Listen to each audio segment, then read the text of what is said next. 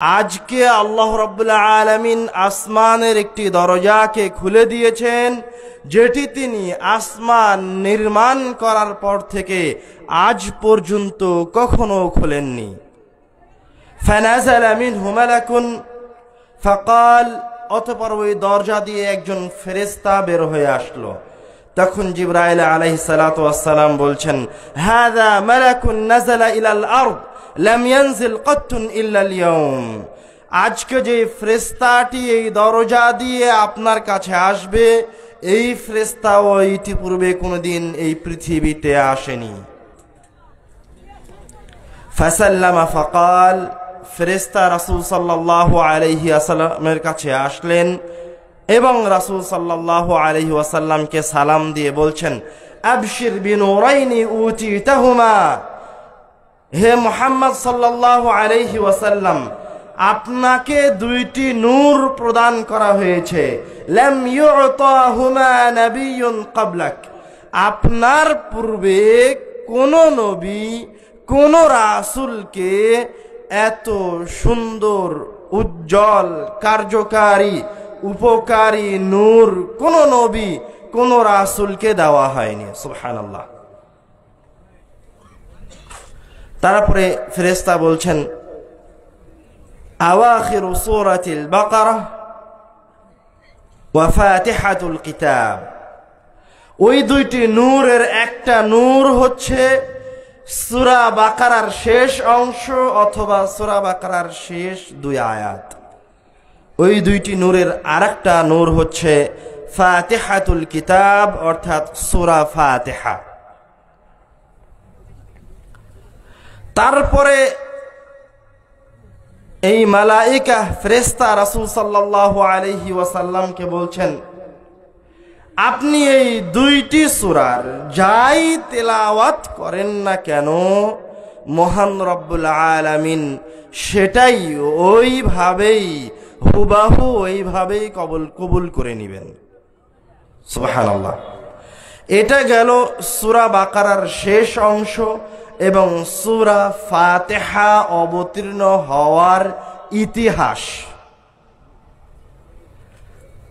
কোরআনুল কারীমের শতাধিক সূরার মাঝে একটি ছোট্ট সূরা হচ্ছে সূরা ফাতিহা। যেই সূরাটাকে অবতীর্ণ করার জন্য আল্লাহ রাব্বুল আলামিন কয়েকটি পদক্ষেপ গ্রহণ করেছেন। যার প্রথম পদক্ষেপ ছিল আল্লাহ রাব্বুল আলামিন এই সূরা ফাতিহাকে এই উম্মতে মুহাম্মাদীকে প্রদান করবেন। এই জন্য আসমান নির্মাণ করার সময় আসমানে একটা দরজা বানিয়েছেন, খাস করে শুধুমাত্র কোন সূরার জন্য? সূরা ফাতিহার জন্য। শুধু তাই নয়, কোরআনুল কারীমের আয়াত নিয়ে মুহাম্মদ সাল্লাল্লাহু আলাইহি ওয়াসাল্লামের কাছে কোন ফেরেশতা আসে, তার নাম কি? জিবরাইল আলাইহিস সালাম। কিন্তু সূরা ফাতিহার জন্য আল্লাহ রাব্বুল আলামিন একটা নির্দিষ্ট ফেরেশতা রেখেছেন। সুবহানাল্লাহ। এটা হচ্ছে সূরা ফাতিহার ইতিহাস। কিন্তু দুঃখজনক হলেও সত্য, আমি আপনি মনে করি সূরা ফাতিহা মনে হয় এই জন্য অবতীর্ণ হয়েছে, এই জন্য এই কিতাবে লিপিবদ্ধ করা হয়েছে যে এই সূরাটাকে 5 ওয়াক্ত সালাতের প্রত্যেক রাকাতের শুরুতে তেলাওয়াত করতে হবে, বাস, আর কোনো কাজ নাই, আমার আপনার ধারণা। অথচ আল্লাহ রাব্বুল আলামিন এই সূরাটাকে পাঠানোর আগে কত পরিকল্পনা করেছেন, আর ফজিলত তো বাকি আছে এই সূরার। কিন্তু আমি আপনি জানি না। সবার সূরা ফাতিহা মুখস্থ আছে, কিন্তু কেউ বলতে পারবে না যে সূরা ফাতিহাটাকে আমি আমার জীবনে কিভাবে কাজে লাগাবো। কেউ বলতে পারবে না। দুই একজন বলতে পারলেও শতকরা 99% মানুষ বলতে পারবে না। অথচ সূরা ফাতিহাকে রাসূল সাল্লাল্লাহু আলাইহি ওয়াসাল্লাম বলছেন, আযমু সূরাতিন ফিল কুরআন। কোরআনুল কারীমের সব সূরার মাঝে সবচেয়ে শ্রেষ্ঠ সূরা। সূরা ফাতিহা দিয়ে কি হয় তার একটা ঘটনায় আসেন। বুখারী মুসলিমের হাদিস, লম্বা ঘটনা। عن أبي سعيد الخدري رضي الله تعالى عنه قال, আবু সাঈদ খুদরি রাদিয়াল্লাহু তাআলা আনহু বলছেন, انطلق نفر من أصحاب النبي صلى الله عليه وسلم في سفرة سافروها রাসূল সাল্লাল্লাহু আলাইহি ওয়াসাল্লামের একদল সাহাবী একটা সফরে বের হয়েছিল। ফানাযালা আলা হাইয়্যিন মিন আহইয়াইল আরব, সফরে বের হয়ে কোন এক আরব কাবিলার গোত্রের পাশে তারা তাদের যাত্রা বিরতি করেছে। ফাস্তাদাফুহুম, যাত্রা বিরতি করে ওই কাবিলার লোকদের কাছে সাহাবায়ে কেরামগণ বলেছে, তোমরা আমাদেরকে মেহমানদারি করাও। ফাআবাউ আন ইউদাইফুহুম, কিন্তু কাবিলার লোকজন সাহাবায়ে কেরামগণকে মেহমানদারি করাতে রাজি হয়নি, বলেছে আমরা তোমাদেরকে মেহমানদারি করাবো না। ফালুদিগা সাইয়্যিদু যালিকাল কওম, কিছুক্ষণ না যেতেই ওই কাবিলার সরদারকে সাপে কামড় দিল। ফাসাউ লাহু বিকুল্লি শাইইন, তখন ওই কাবিলার ডাক্তারেরা তাদের সরদারের চিকিৎসার জন্য সর্বাত্মক চেষ্টা চালালো।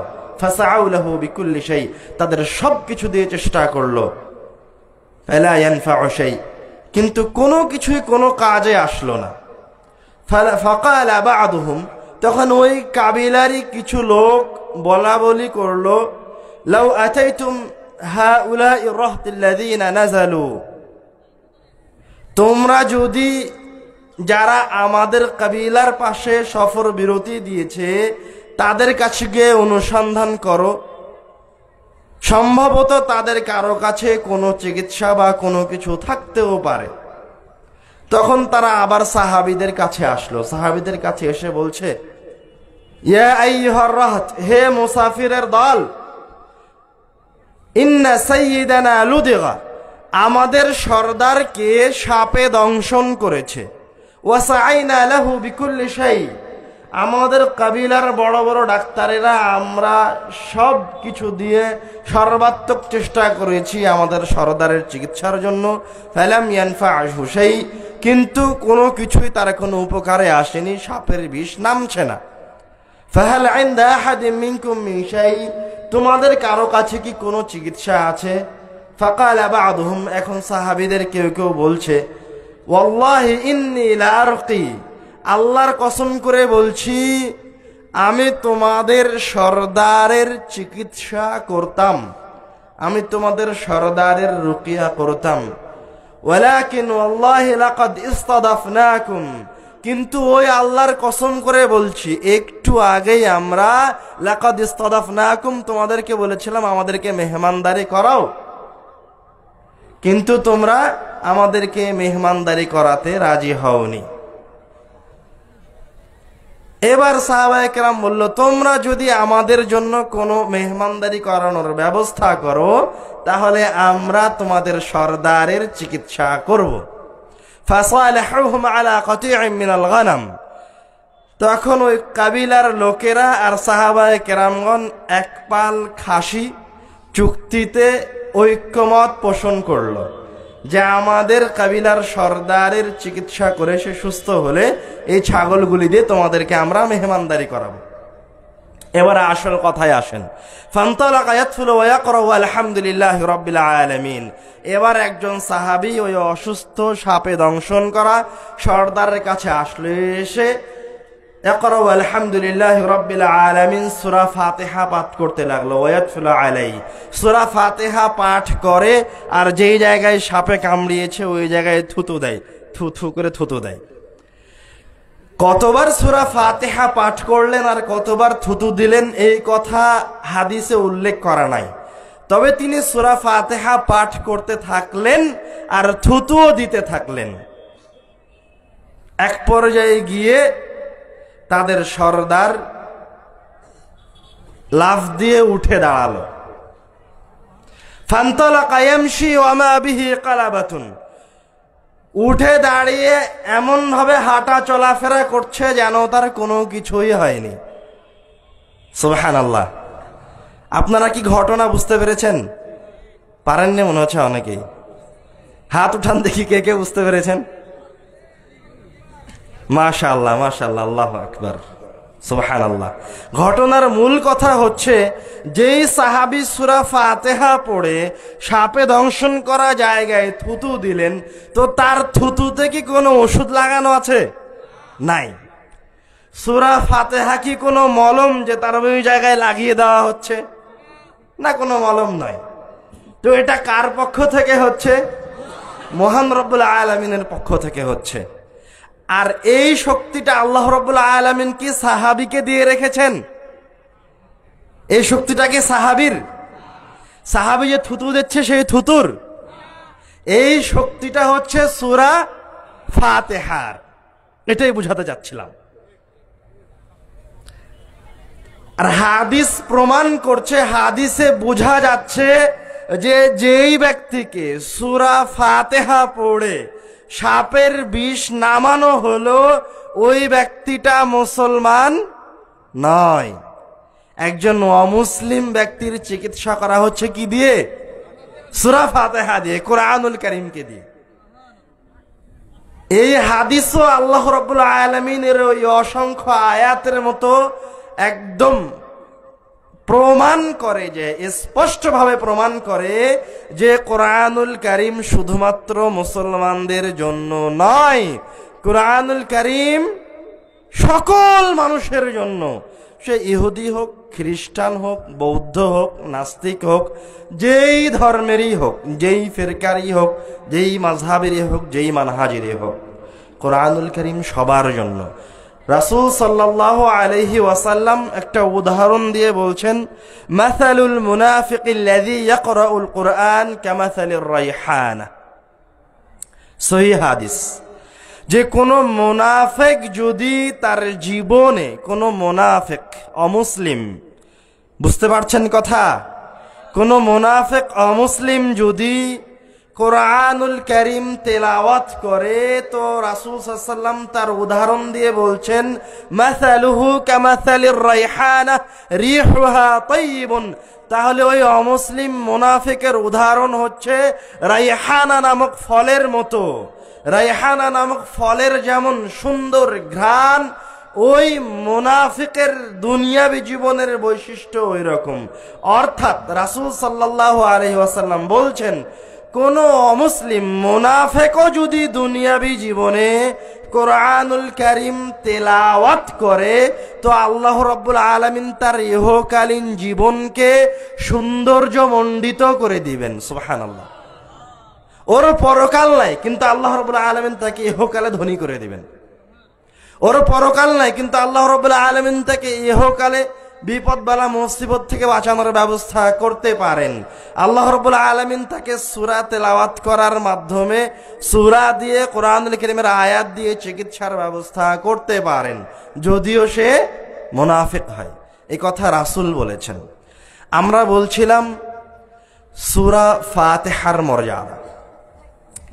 এই জায়গায় আমরা ইবনুল কাইয়িম রাহিমাহুল্লাহর একটা কথা বলি। উনি বলেছেন যে ওনার পায়ে প্রচন্ড ব্যথা ছিল, তো মাঝে মাঝে এমন ব্যথা উঠে যেত যে উনি হাঁটতে পারতেন না।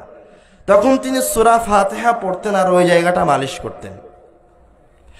তো উনি বলছেন যে সূরা ফাতিহা পড়তে পড়তে আর হাত দিয়ে মালিশ করতে করতে এক সময় তার ওই ব্যথা ভালো হয়ে যেত। সুবহানাল্লাহ।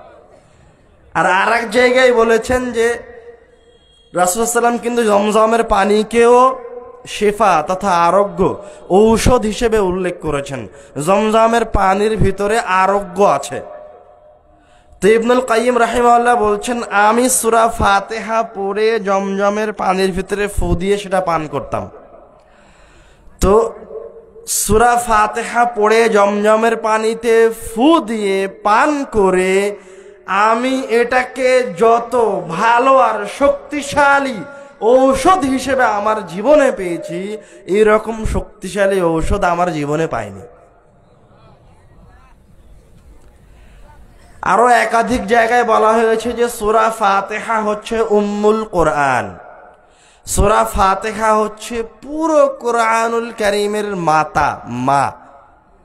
পুরো কোরআনুল কারীমে যা আছে সব সংক্ষিপ্ত আকারে আল্লাহ রাব্বুল আলামিন সূরা ফাতিহার এই 7টা আয়াতের মাঝে, সাবউল মাসানির মাঝে একত্রিত করেছেন। সুবহানাল্লাহ। আচ্ছা, আল্লাহ রাব্বুল আলামিন বড় না করে রেখে এই সূরাটাকে কঠিন না করে সূরা বাকারার এরকম ফজিলত না দিয়ে, আলে ইমরানকে এরকম ফজিলত না দিয়ে, সূরা নিসার মতো বড় সূরাকে এরকম ফজিলত না দিয়ে ছোট্ট একটা 7 আয়াতের সূরাকে এইরকম ফজিলত দিলেন। তো এই ফজিলত যে আল্লাহ রাব্বুল আলামিন এই সূরাকে দিলেন, এটা কার জন্য দিয়েছেন? কাকে ভালোবেসে দিয়েছেন? আপনাদেরকে ভালোবেসে দিয়েছেন। আর আপনারা জানেনই না যে সূরা ফাতিহা পড়লে কি হয়। ঘটনা মনে থাকবে তো সূরা ফাতিহার? লম্বা ঘটনা, সাপে দংশনের ঘটনা, এই জন্যই বলা যেন আর কোনোদিন না ভুলেন। যে কোনো বিপদ আপদে সূরা ফাতিহা তেলাওয়াত করেন, সূরা ফাতিহার অর্থটা মুখস্থ রাখার চেষ্টা করেন। যখন আয়াতটা তেলাওয়াত করবেন, তখন আয়াতটা তেলাওয়াত করার সময় আপনি যেন আয়াতের অর্থটা অনুধাবন করতে পারেন। আয়াতের অর্থ তেলাওয়াতের সময় অনুধাবন করা জরুরি কেন? হাদিসে আসছে, কোরআনে আসছে যে আল্লাহ রাব্বুল আলামিন বলছেন যে কোরআনুল কারীমের মাধ্যমে আল্লাহ রাব্বুল আলামিন যাবতীয় সমস্যা থেকে সমাধানের ব্যবস্থা করে রেখেছেন, যাবতীয় বিপদ বালা মুসিবত থেকে বের হওয়ার ব্যবস্থা করে রেখেছেন। কিন্তু আমরা কোরআনুল কারীমের আয়াতকে ভালোভাবে তেলাওয়াত করতে পারি না। যারা করে তারাও কোরআনুল কারীমের আয়াত নিয়ে তাদাব্বুর করতে পারে না। যেমন বাংলাদেশে কি হাফেজের অভাব আছে? হাফেজের অভাব নাই। এমন কোন পাড়া গ্রাম মহল্লা আছে যেই পাড়া গ্রাম মহল্লা একজন হাফেজ খুঁজে পাওয়া যাবে না কোরআন মাজিদের? নাই, নাই বললেই চলে। প্রায় বাংলাদেশের প্রত্যেকটা গ্রামে খুঁজলে একজন হাফেজ পাওয়া যাবে, স্বাভাবিকভাবেই পাওয়া যাবে। তো গ্রামের রহমত নাই কেন? কেননা ও কোরআনুল কারীমকে শুধু মুখস্থ করেছে, জিকিরে রূপান্তরিত করেন। কোরআন মুখস্থ করা আলাদা জিনিস, আর জিকিরে রূপান্তরিত করা আলাদা জিনিস। আল্লাহ রাব্বুল আলামিন বলছেন, ইন্না নাহনু নাযালনা যিকরা ওয়া ইন্না লাহু লাহাফিযুন। আমি আল্লাহ এই জিকিরকে অবতীর্ণ করেছি। আল্লাহ বলছে এই কোরআনটা হচ্ছে জিকির। ওয়া ইন্না লাহু লাহাফিযুন, এবং আমি এই জিকিরকে হেফাজত করব। তো এখন আপনি বলেন যে হাফেজ আর যে জাকির, মানে যে জিকির করে আর যে কোরআন মাজিদ মুখস্থ করেছে, দুইজন কি এক? বুঝতে পারেননি? যে কোরআনুল কারীম মুখস্থ করেছে তাকে আরবিতে বলা হয় হাফেজ। হাফেজ মানে হচ্ছে যে মুখস্থ করেছে। আর যে জিকির করে মানে অন্তর দিয়ে অনুধাবন করে, আয়াত তেলাওয়াতের সময় অন্তরটা আয়াতের অর্থ অনুযায়ী পরিবর্তন হয়, ওকে বলে যাকির। আরো ভালো করে বুঝেন, যেমন মনে করেন আপনি জামিয়া সালাফিয়ায় গেছেন, জামিয়া সালাফিয়া রাজশাহীতে। জামিয়া সালাফিয়া রাজশাহী বিশাল প্রতিষ্ঠান, বাংলাদেশে আহলে হাদিসদের সর্ববৃহৎ প্রতিষ্ঠান। বাংলাদেশের বড় বড় মুহাদ্দিস আছে, ইন্ডিয়ার বড় বড় মুহাদ্দিস আছে, সৌদির বড় বড় শায়েখ আছে। তো জামিয়া সালাফিয়া ঢুকতেই দেখছেন হাজার হাজার ছাত্র পড়াশোনায় ব্যস্ত, বড় বড় বিদ্বানগণ দার্স দিচ্ছে। তো জামিয়া সালাফিয়া ঢুকতেই আপনার অন্তরটা মানে অন্যরকম হয়ে গেছে, যে কি একটা রুহানি পরিবেশ। বাপরে বাপরে বাপ, এরকম হয় না? হয় না? গেছেন কেউ জামিয়া সালাফিয়ায়? মাশাআল্লাহ, দু একজন গেছেন। এরকম হয়েছে না হয়নি? হয়েছে, মাশাআল্লাহ।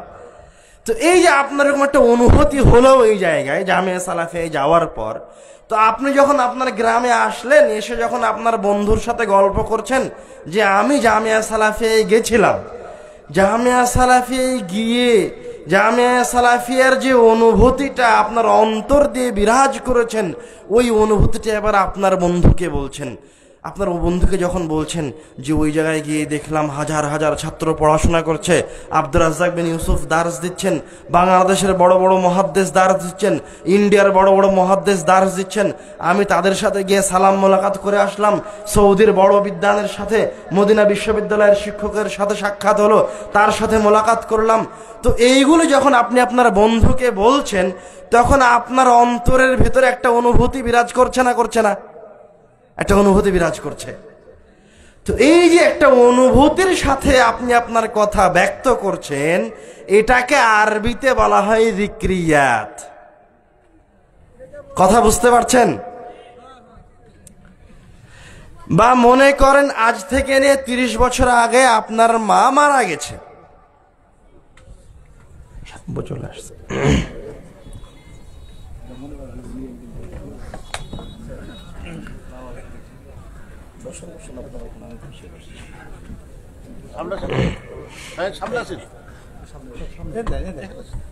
আমি এদিকে বসছি,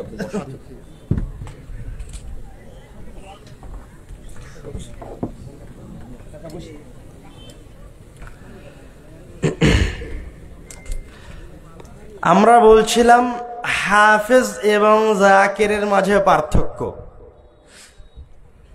হাফেজ মানে কি? যে মুখস্থ করেছে। হাফেজ শব্দটা কি শব্দ? আরবি শব্দ। হাফেজ মানে যে মুখস্থ করে নিয়েছে, যে কোরআনুল কারীম মুখস্থ করে ফেলেছে, তাকে আমরা বলি হাফেজ। ও কিন্তু এখনো জাকির হয়নি। যে মুখস্থ করে তার নাম জাকির নয়। জাকির কে? যে অন্তর দিয়ে অনুধাবন করে।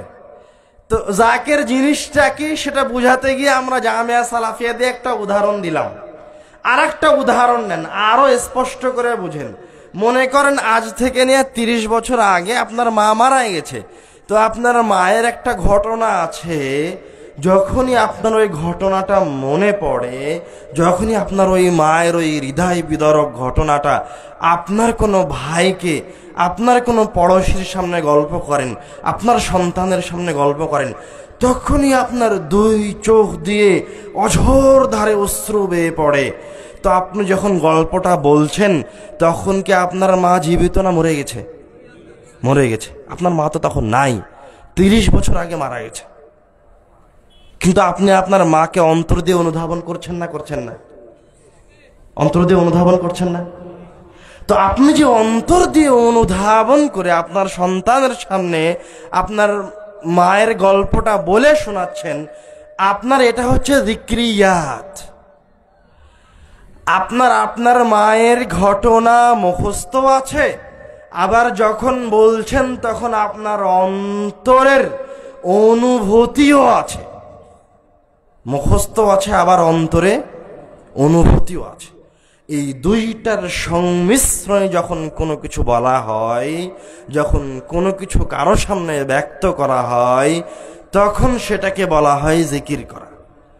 তো মহান রব্বুল আলামিনের সামনে আপনি যখন জিকির করবেন, তখন আপনার জিকির হতে হবে এই রকম, যে দোয়াটা আপনি আল্লাহ রব্বুল আলামিনকে বলছেন, ওই দোয়াটার অর্থ আপনি জানেন, অনুধাবন করবেন অন্তর দিয়ে। তাহলে 100-তে 100 ফলাফল পাবেন। ওই দোয়াটার অর্থ যদি আপনি অন্তর দিয়ে অনুধাবন না করতে পারেন, তো আপনার চোখ দিয়ে অশ্রু আসবে না। যেমন কথার কথা বলি, আমরা রমজান মাসে একটা দোয়া সবচেয়ে বেশি বলি, আল্লাহুম্মা ইন্নাকা আফুউন তুহিব্বুল আফওয়া ফাআফু আন্না। এই দোয়া মুখ দিয়ে বলতে থাকা আলাদা জিনিস, আর এই দোয়া অন্তর দিয়ে অনুধাবন করা আলাদা জিনিস। অন্তর দিয়ে অনুধাবন করা কেমন? আপনি যখন এই দোয়া বলছেন, আল্লাহুম্মা ইন্নাকা আফুউন, এই যে আপনি বললেন আল্লাহুম্মা, হে আল্লাহ, ইন্নাকা আফুউন, আল্লাহ তুমি বড় ক্ষমাশীল। আল্লাহকে যখন আপনি ক্ষমাশীল বলছেন, তখন আপনি আল্লাহর ক্ষমা করার শক্তিটাকে অন্তর দিয়ে অনুধাবন করেন। কিভাবে অনুধাবন করবেন?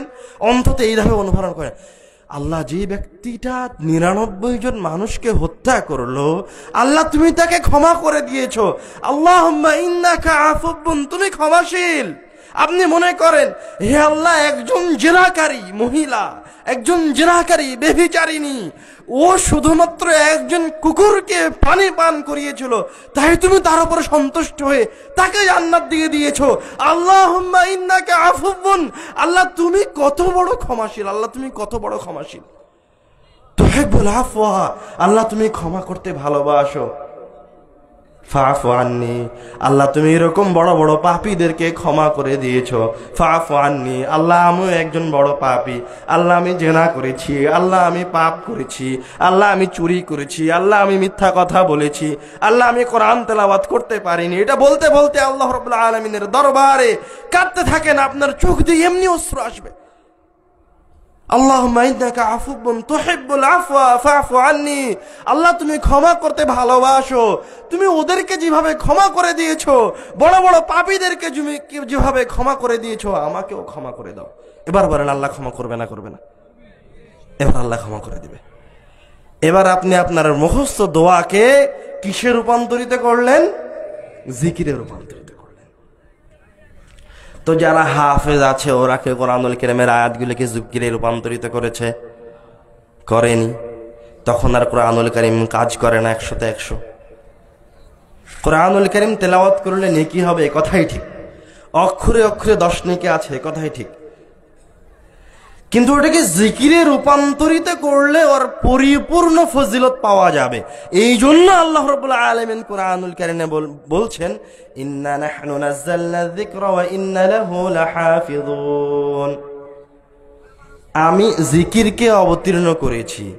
আমি জিকিরকে অবতীর্ণ করেছি মানে মানুষ যেই জিনিসটাকে দিয়ে আমার কাছে জিকির করবে, আমাকে স্মরণ করবে, আমার সামনে কান্নাকাটি করবে, আমার সামনে লুটিয়ে পড়বে কান্না করতে করতে, সেই জিনিসটা যেগুলি পড়ে কান্নাকাটি করবে, সেই দোয়াগুলি, সেই আয়াতগুলি, সেই কথাগুলি আমি আল্লাহ অবতীর্ণ করেছি।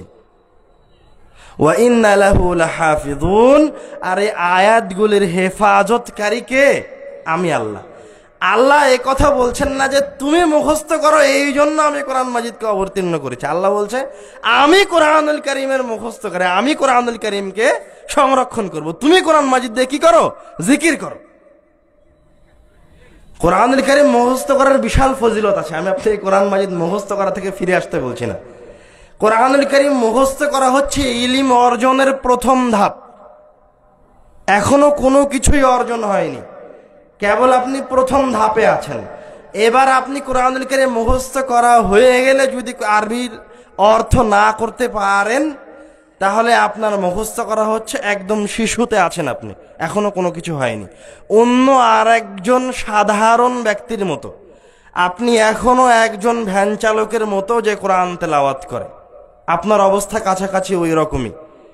কিন্তু আপনি যদি এই আয়াতগুলির অর্থগুলি অনুধাবন করেন, এটাকে তাদাব্বুরে রূপান্তরিত করেন, এটাকে জিকিরে রূপান্তরিত করেন, তো আপনার মর্যাদা বাড়তে থাকবে। এই জন্য আল্লাহ রাব্বুল আলামিন বলছেন, আফালা ইয়াতাদাব্বারুনাল কুরআন আম আলা কুলুবিহিম আকফালুহুম। তারা কেন কোরআনুল কারীমকে নিয়ে চিন্তা ভাবনা করে না? ওদের অন্তরে কি তালা মেরে দেওয়া আছে যে ওরা কোরআনুল কারীম নিয়ে চিন্তা ভাবনা করে না? আপনারা কি জিকির আর হিফজের মাঝে পার্থক্য বুঝতে পেরেছেন? আলহামদুলিল্লাহ। আমরা কোন সূরার আলোচনা করছিলাম? সূরা ফাতিহার আলোচনা করছিলাম। জীবনের যে কোনো সমস্যায় সূরা ফাতিহা তেলাওয়াত করেন, অর্থটা মুখস্থ রাখার চেষ্টা করেন, সূরা ফাতিহার ব্যাখ্যা পড়েন কোন একটা তাফসীর দেখে। আব্বু কতদিন আগে তাওজিহুল কোরআন লিপিবদ্ধ করেছেন, তাওজিহুল কোরআন আপনার কত আহলে হাদিসের বাড়িতে বাড়িতে আছে, কই সূরা ফাতিহার ব্যাখ্যা তো পড়ে কোন একটা আয়াত পড়ে আপনি তাদাব্বুর করেননি। কিন্তু আপনি শুনে রাখেন, শত শত সাহাবী আছে এই পৃথিবীতে, হাজার হাজার মানুষ আছে যারা শুধুমাত্র কোরআনুল কারীমের একটা আয়াত তাদাব্বুর করে ইসলাম গ্রহণ করে জান্নাতে চলে গেছে। তা আপনি কোনোদিন তাদাব্বুর করেন না, তা আপনি মুসলমান কিভাবে? আপনার বাপ মুসলমান ছিল তাই আপনি মুসলমান। আল্লাহর অনেক বড় নিয়ামত যে আপনি বেঁচে গেছেন, কষ্ট করে মুসলমান হতে হয়নি, আপনি এমনি মুসলমান, আলহামদুলিল্লাহ। আপনার বাপ আহলে হাদিস ছিল, ভাই আহলে হাদিস, তাই আপনি আহলে হাদিস, কষ্ট করে আহলে হাদিস হতে হয়নি, নামে আহলে হাদিস, কাজে না। عن أمامة الباهلي رضي الله تعالى عنه قال قال رسول الله صلى الله عليه وسلم উমামা বাহিলি রাদিয়াল্লাহু তাআলা আনহু থেকে বর্ণিত, তিনি বলেন রাসূল সাল্লাল্লাহু আলাইহি ওয়াসাল্লাম বলেছেন, মান ক্বারা আয়াতাল কুরসি দুবুরা কুল্লি সালাতিন মাকতুবাহ লাম ইয়ামনাহু মিন দুখুলিল জান্নাতি ইল্লাল মাউত। যেই ব্যক্তি 5 ওয়াক্ত সালাতের পরে আল্লাহু লা ইলাহা ইল্লা হুয়াল হাইয়ুল কাইয়্যুম এই একটা আয়াত, আয়াতুল কুরসি এই একটা আয়াত নিয়মিত 5 ওয়াক্ত সালাতের পরে তেলাওয়াত করে, ওই ব্যক্তিটা মারা গেলেই জান্নাতে চলে যাবে। আমার এই অনুবাদের চেয়ে রাসূল সাল্লাল্লাহু আলাইহি ওয়াসাল্লামের হাদিসের আরবি ইবারতটা আরো শক্তিশালী। লাম ইয়ামনাহু মিন দুখুলিল জান্নাতি ইল্লাল মাউত। এই ছেলেটা 5 ওয়াক্ত সালাতের পরে আয়াতুল কুরসি তেলাওয়াত করে, কিন্তু ওই ছেলেটা এখনো জান্নাতে ঢোকেনি। কেন?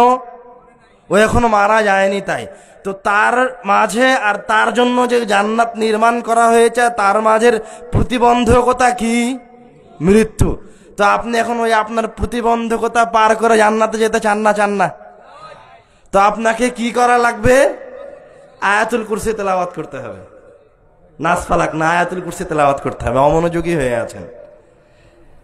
আয়াতুল কুরসি 5 ওয়াক্ত সালাতের পরে তেলাওয়াত করলে মারা গেলেই জান্নাতে যাওয়া যাবে। সুবহানাল্লাহ। আল্লাহ রাব্বুল আলামিন কোরআনুল কারীমকে দিয়ে জান্নাতে যাওয়া যত সহজ করেছেন, অন্য কোনো কিছু দিয়ে জান্নাতে যাওয়া এত সহজ করেননি। আল্লাহ রাব্বুল আলামিন কোরআনুল কারীমের মাঝে যত শক্তি রেখেছেন, যত মর্যাদা রেখেছেন, যত ফজিলত রেখেছেন, অন্য কোনো কিছুর মাঝে, কোনো ইবাদতের মাঝে, কোনো আমলের মাঝে, কোনো কিছুর মাঝে এত শক্তি, এত ফজিলত আল্লাহ রাব্বুল আলামিন রাখেননি। কোরআনুল কারীম মহান রব্বুল আলামিনের পক্ষ থেকে এক বিশাল বিশাল বড় নিয়ামত। عن أنس رضي الله تعالى عنه قال جاء رجل إلى النبي صلى الله عليه وسلم। আনাস রাদিয়াল্লাহু তাআলা আনহু বলছেন, একজন ব্যক্তি রাসূল সাল্লাল্লাহু আলাইহি ওয়াসাল্লামের কাছে আসলেন, এসে বলছেন, ইয়া রাসূলুল্লাহ, হে আল্লাহর রাসূল, ইন্নী উহিব্বু হাযিহি সূরা কুল হুয়াল্লাহু আহাদ। হে আল্লাহর রাসূল, আমি কুল হুয়াল্লাহু আহাদ এই সূরাটা খুব ভালোবাসি। আমি এই সূরাটা সব সময় খালি এই সূরাটাই তেলাওয়াত করি। তখন রাসূল সাল্লাল্লাহু আলাইহি ওয়াসাল্লাম উত্তরে বলছে, ইন্না হুব্বাকা ইয়াহা আদখালাকাল জান্নাহ। এই কুল হুয়াল্লাহু আহাদ সূরার প্রতি ভালোবাসা তোমাকে জান্নাতে নিয়ে চলে যাবে। তো আপনি যদি জান্নাতে যেতে চান তাহলে কোন সূরা তেলাওয়াত করবেন? সূরা ইখলাস তেলাওয়াত করবেন। রাত দিন সূরা ইখলাস তেলাওয়াত করবেন। সকালে সন্ধ্যায় সূরা ইখলাস তেলাওয়াত করবেন। عن أبي الدرداء رضي الله تعالى عنه قال أبو الدرداء رضي الله تعالى عنه থেকে বর্ণিত, তিনি বলেন, قال رسول الله صلى الله عليه وسلم রাসূল সাল্লাল্লাহু আলাইহি ওয়াসাল্লাম বলেছেন, আয়াজিজ আহাদুকুম আন ইয়াকরা ফি লাইলাতিন সুলুসাল কুরআন। হে আমার সাহাবীরা, তোমাদের মাঝে কি এমন কোন ব্যক্তি আছে যে প্রত্যেক রাত্রে 10 পারা কোরআন তেলাওয়াত করতে অক্ষম? মানে 10 পারা কোরআন তেলাওয়াত করতে পারে না। 10 পারা কোরআন মানে কতখানি? কোরআনের 3 ভাগের 1 ভাগ। তেলাওয়াত করা তো মুশকিল, অনেকখানি। সাহাবায়ে কেরাম বলছেন, কাইফা যালিকা ইয়া রাসূলুল্লাহ, হে আল্লাহর রাসূল, এক রাত্রে কি তাই, প্রত্যেক রাত্রে কি তাই 10 পারা কোরআন তেলাওয়াত করা মুখের কথা? এটা কি কোনো সহজ কাজ হলো? আপনি কোনো কথা বললেন। এবার রাসূল সাল্লাল্লাহু আলাইহি ওয়াসাল্লাম তো আপনাদেরকে খুব ভালোবাসেন, কিভাবে 10 পারা কোরআন তেলাওয়াত করবেন রাসূল সাল্লাল্লাহু আলাইহি ওয়াসাল্লাম সহজ করে দিচ্ছেন। রাসূল সাল্লাল্লাহু আলাইহি ওয়াসাল্লাম বলছেন, কুল হুয়াল্লাহু আহাদ তা'দিলু সুলুসাল কুরআন। কেউ যদি কুল হুয়াল্লাহু আহাদ এই সূরাটা একবার তেলাওয়াত করে তো আল্লাহ রাব্বুল আলামিন তার আমলনামায় 10 পারা কোরআন তেলাওয়াতের সমান নেকি লিখে দিবেন। এখন কেউ যদি 3 বার তেলাওয়াত করে তো পুরো কোরআনুল কারীম তেলাওয়াতের সমান নেকি লিখে দিবেন। সুবহানাল্লাহ। عن عقبة بن عامر رضي الله تعالى عنه قال عقبة بن عامر رضي الله تعالى عنه بولن بينما أنا أسير مع رسول الله صلى الله عليه وسلم আমি রাসূল সাল্লাল্লাহু আলাইহি ওয়াসাল্লামের সাথে সফরে বের হয়েছি।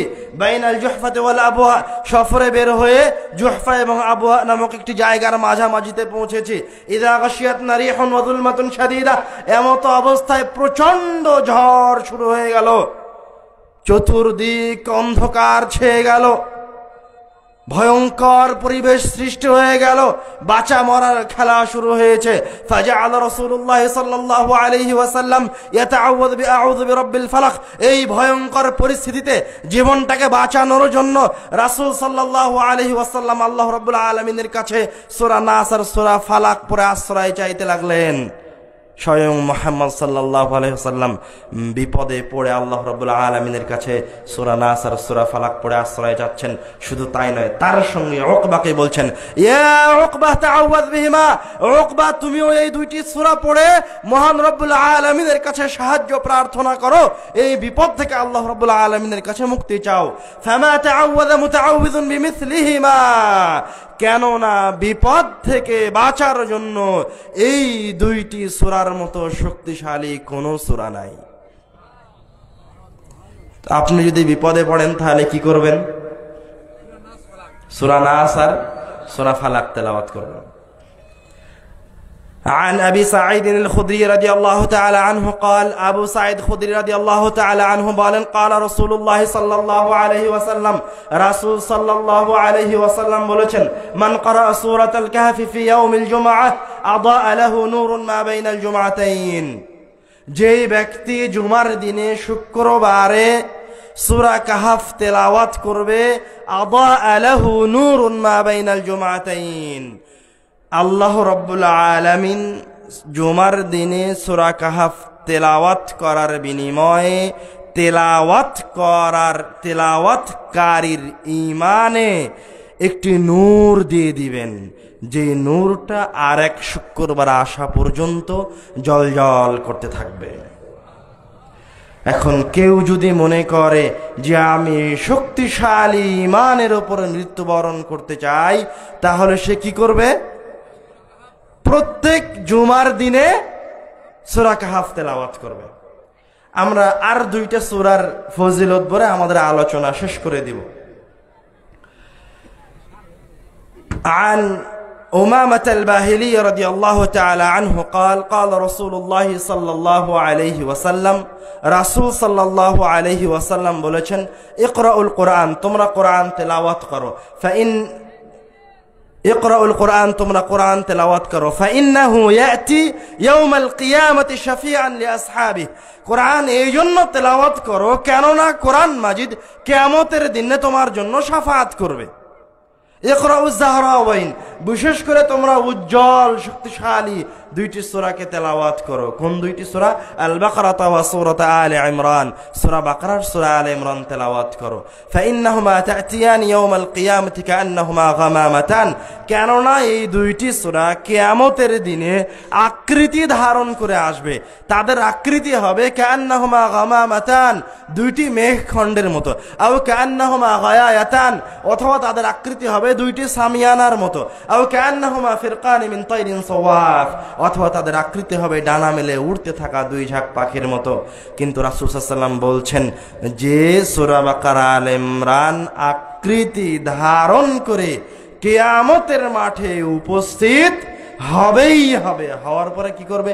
তো হাজানে আন আসহাবিহিমা, যারা দুনিয়াবী জীবনে সূরা বাকারা আর সূরা আলে ইমরান পড়েছে, তাদেরকে যখন আল্লাহ রাব্বুল আলামিনের হিসাবের সম্মুখীন করা হবে, তখন তারা ওই সূরা বাকারা আলে ইমরান তেলাওয়াতকারীর পক্ষ নিয়ে তো হাজানে আন আসহাবিহিমা, মহান রব্বুল আলামিনের সাথে ঝগড়ায় লিপ্ত হয়ে যাবে।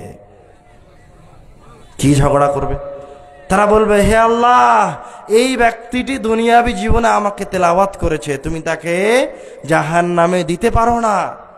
এই লোকটি দুনিয়াবী জীবনে বাকারা আলে ইমরান তেলাওয়াত করেছে, তুমি তাকে জাহান্নামে দিতে পারো না। এইভাবে মহান রব্বুল আলামিনের সাথে ঝগড়া ঝাঁটি করে আপনাকে জান্নাতে নিয়ে চলে যাবে। সুবহানাল্লাহ। তারপরে রাসূল সাল্লাল্লাহু আলাইহি ওয়াসাল্লাম বলছেন, ইকরাউ সূরাতাল বাকারা, অন্তত তুমি যদি কিছুই তেলাওয়াত করতে না পারো তো অন্তত সূরা বাকারাটা তেলাওয়াত করো, ফাইন্না আখযাহা বারাকা, কেননা সূরা বাকারা তেলাওয়াত করতে পারা মানে মহান রব্বুল আলামিনের নিয়ামতকে হাসিল করে নেওয়া। তারপরে রাসূল সাল্লাল্লাহু আলাইহি ওয়াসাল্লাম বলছেন, এই বাক্যটা সবচেয়ে জরুরি, এই বাক্যটা সবচেয়ে জরুরি, মনোযোগ দিয়ে শোনেন। এই যে এতগুলি সূরার ফজিলত শুনলেন, এই যে সূরা বাকারা আল ইমরানের এত শক্তিশালী ফজিলত শুনলেন, যে যেই দুইটি সূরা কিয়ামতের দিনে যখন কেউ কারো কোনো কাজে আসবে না, কেউ সহজে শাফাত করতে আসতে পারবে না, সেই দিন কোনো প্রকার অনুমতি ছাড়াই যেই দুইটি সূরা আপনার বিপদের সময়, যখন আপনার পাপের দাড়ি পাল্লা ভারী হয়ে গেছে, এইরকম কঠিন সময় আপনার পক্ষ নিয়ে মহান রব্বুল আলামিনের সাথে ঝগড়া করে জান্নাতে নিয়ে চলে যাবে, এইরকম শক্তি থাকার পরেও, এইরকম ফজিলত থাকার পরেও এক শ্রেণীর মানুষ এই সূরাগুলিকে তেলাওয়াত করতে পারবে না। এ কথা রাসূল বলেছেন, আমি বলিনি। এক শ্রেণীর মানুষ শুনবে, কিন্তু এই মাহফিল থেকে উঠে যাওয়ার পরেই ভুলে যাবে, পারবে না। এ কথা আমি বলিনি, রাসূল বলেছে। এক শ্রেণীর মানুষ দেখছে, শুনতে পারছে যে আমি একের পর এক সূরার ফজিলত বলে যাচ্ছি, যেগুলো তার ইহকালীন জীবনেও কাজে আসবে, পরকালীন জীবনেও কাজে আসবে। তারপরও দেখা যাচ্ছে কি যে একজন বা দুইজন মানুষ উঠে চলে যাচ্ছে। এ কথা রাসূল বলেছে যে ও হতভাগা, ও এই সূরার উপর আমল করতে পারবে না। রাসূল সাল্লাল্লাহু আলাইহি ওয়াসাল্লাম বলছেন, ওয়ালা তাসতাতিউহুমাল বাতালা, তারা কারা যারা এত শক্তি থাকার পরেও, এত ফজিলত থাকার পরেও এই সূরাগুলির উপর আমল করতে পারবে না। তারা হচ্ছে ওয়ালা তাসতাতিউহুমুল বাতালা, যারা অলস, অসচেতন। এখানে এক শ্রেণীর মানুষ বসে আছে অলস, অসচেতন মানে আপনি এখন শুনে এখনই ভুলে গেছেন। এই মাহফিল থেকে বের হয়ে আপনি 2 কেজি জিলাপি কিনবেন, 1 কেজি মিষ্টি কিনবেন, মিষ্টি কিনতে দাম দর করতে ভুলে যাবেন কোন সূরার কি ফজিলত শুনেছিলেন, আর ওই সূরা তেলাওয়াত করা হবে না। এই কথা কে বলেছে? রাসূল বলেছে। তা আপনি যদি মনে করেন যে আমি কোনো একটা সূরার উপর আমল করব, তো খুব মনোযোগী থাকতে হবে। এই যে আপনি সূরার ফজিলতগুলি শুনলেন, এবার আপনি বিবেকের মাঝে, ব্রেনের মাঝে ঘোরাতে থাকেন যে কোন সূরার কোন ফজিলত শুনেছেন। সবার আগে বাড়িতে গিয়ে ওই ফজিলতগুলি লিখে রাখবেন যে এই সূরার এই ফজিলত, এই সূরা এই সময় তেলাওয়াত করতে হবে। সাপে দংশন করে সাপের বিষ নেমে গেল কোন সূরা পড়ে? সূরা ফাতিহা পড়ে, সূরা ফালাক নয়, সূরা ফাতিহা পড়ে। তবে মনে রাখতে হবে যে আমি যখন কোনো বিপদে পড়বো, আমার কোনো অ্যাক্সিডেন্ট হয়ে গেছে বা কিছু হয়েছে বা সাপে দংশন করেছে বা অন্য কোনো বালা মুসিবত হতে পারে, অথবা আমার রুজিতে বরকত নাই, তখন আমি সূরা ফাতিহা তেলাওয়াত করব, বেশি সূরা ফাতিহা তেলাওয়াত করব। তারপরে আমরা বললাম একটা সূরার প্রতি ভালোবাসা মানুষকে জান্নাতে নিয়ে চলে যাবে, একজন মুমিনকে জান্নাতে নিয়ে যাবে। একটা সূরার প্রতি ভালোবাসা, সূরাটা কি? সূরা ইখলাস। মনে রাখতে হবে, সবসময় তেলাওয়াত করতে থাকতে হবে, সকাল সন্ধ্যা তেলাওয়াত করতে হবে। রাসূল সাল্লাল্লাহু আলাইহি ওয়াসাল্লাম ঝড়ের কবলে পড়ে 2টা সূরা তেলাওয়াত করলেন। সে 2টা সূরা কি? সূরা নাস আর সূরা ফালাক। আর একটা আয়াত আছে যেটা 5 ওয়াক্ত সালাতের পরে তেলাওয়াত করলে আয়াতুল কুরসি, সরাসরি জান্নাতে যাওয়া যাবে, মারা গেলেই জান্নাত। আর কোন 2টি সূরা কিয়ামতের দিনে আপনার পক্ষ নিয়ে মহান রব্বুল আলামিনের সাথে ঝগড়া করবে? সূরা বাকারা আল ইমরান। আমল করতে পারবেন তো এই সূরাগুলির উপরে? ইনশাআল্লাহ। আরেকটা সূরা ছুটে গেছে, এটাও বলে যাই, মানিয়া, সূরাতুল মুলক। সাহাবায়ে কেরাম বলছেন যে তাদের যুগে তারা সূরা মুলককে মানিয়া বলতো। কেননা যে ব্যক্তি সূরা মুলক নিয়মিত তেলাওয়াত করবে, এই সূরাটা ওই তেলাওয়াতকারীর কবরে তার ভাগ্যে যদি কোনো আযাব লেখা থাকে, ওই মুমিন ব্যক্তির ভাগ্যে যদি কোনো পাপের কারণে আযাব লেখা থাকে, তো সূরা মুলক ওই আযাবের আর তার মাঝে প্রতিবন্ধকতা হয়ে দাঁড়িয়ে যাবে। মানে ওই ব্যক্তির কবরের আযাবকে মাফ করে দেওয়া হবে। কোন সূরাকে দিয়ে? সূরা মুলক দিয়ে। অল্প কয়েকটা সূরা হলো, আমল করতে পারবেন তো ইনশাআল্লাহ? ইনশাআল্লাহ। মনে থাকবে তো ইনশাআল্লাহ। তারপরেও যদি পুনরায় কোনো কিতাবে দেখার প্রয়োজন হয়, তাহলে আব্বুর লেখা একটা কিতাব আছে, কিতাবটার নাম হচ্ছে উপদেশ বইয়ে একটা অধ্যায় আছে কোরআনুল কারীমের ফজিলত।